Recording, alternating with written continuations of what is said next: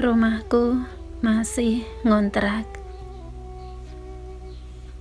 Saudariku, tak apalah kita belum bisa punya rumah sendiri, tak apalah kita masih tinggal di rumah kontrakan, tak apalah kita masih nebeng di rumah mertua.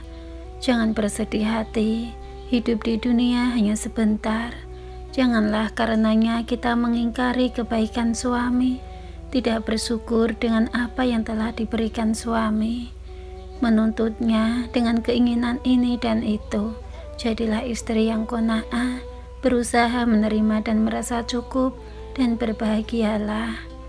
Karena kebahagiaan bukan milik orang yang berkecukupan, tapi kebahagiaan berada pada hati yang merasa cukup. Berdoalah, semoga Allah membangunkan rumah untuk kita di surga. Berupayalah untuk mendapatkannya.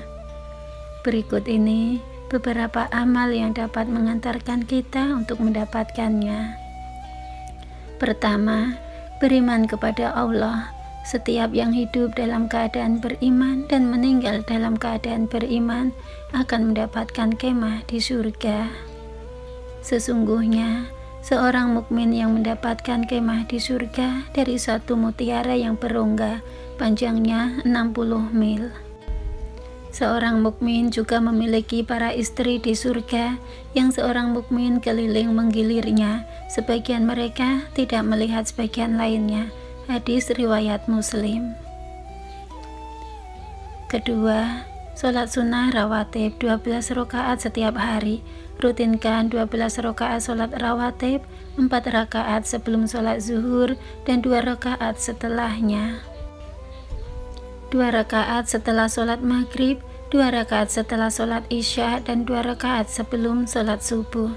Rasulullah Shallallahu Alaihi Wasallam bersabda, siapa yang selalu sholat 12 rakaat setiap hari dan malam, maka dibangunkan baginya rumah di surga, yakni 4 rakaat sebelum sholat zuhur dan 2 rakaat setelahnya. 2 rakaat setelah sholat maghrib, 2 rakaat setelah sholat isya, dan 2 rakaat sebelum sholat subuh. Hadis riwayat An-Nasai dan disahihkan Al-Albani dalam Sahih Al-Jami. Ketiga, sholat duha 4 rakaat dan 4 rakaat sebelum zuhur. Rasulullah Shallallahu Alaihi Wasallam bersabda, siapa yang sholat duha 4 rakaat dan 4 rakaat sebelum sholat pertama sholat zuhur, maka dibangunkan baginya rumah di surga. Hadis riwayat At-Tabrani dalam Al-Awsat dan disahihkan Al-Albani dalam silsilah ahadits shahihah. Syekh Al-Albani menjelaskan bahwa yang dimaksud dengan sholat pertama adalah sholat zuhur. Keempat, membaca surat Al-Ikhlas sebanyak 10 kali. Rasulullah Shallallahu Alaihi Wasallam bersabda, barang siapa yang membaca surat Qul huwallahu ahad sebanyak 10 kali, niscaya Allah akan membangunkan untuknya rumah di surga. Hadis riwayat Ahmad, disahihkan Al-Albani dalam Shahihil Jami. Subhanallah, sebuah amalan yang ringan akan tetapi tentu membutuhkan keikhlasan. Kelima, meninggalkan kebiasaan debat, berdusta, dan berakhlak mulia. Rasulullah Shallallahu Alaihi Wasallam bersabda, aku akan menjamin sebuah rumah di dasar surga bagi orang yang meninggalkan debat meskipun dia berada dalam pihak yang benar. Dan aku menjamin sebuah rumah di tengah surga bagi orang yang meninggalkan dusta meskipun dalam keadaan bercanda.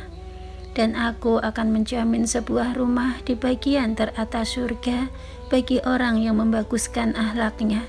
Hadis riwayat Abu Dawud dalam kitab Al-Adab, dihasankan oleh Al-Albani dalam As-Sahihah.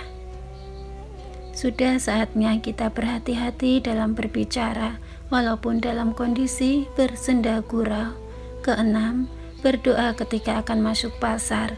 Rasulullah Shallallahu Alaihi Wasallam bersabda, siapa yang masuk pasar berdoa dengan doa La ilaha illallah wahdahu la syarikalah lahul mulku wa lahul hamdu yuhyi wa yumid wa huwa hayyu la yamutu biyadihil khair wa huwa ala kulli syai'in qadir.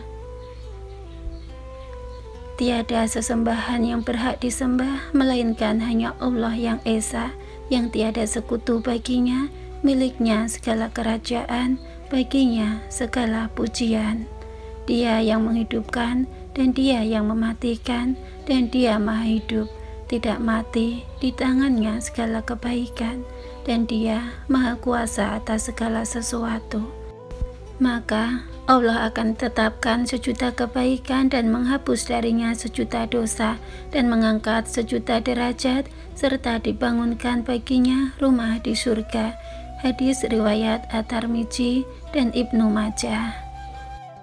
Hasbi Rabbi Jallallah ma fi qalbi ghairullah Nur Muhammad sallallahu la ilaha illallah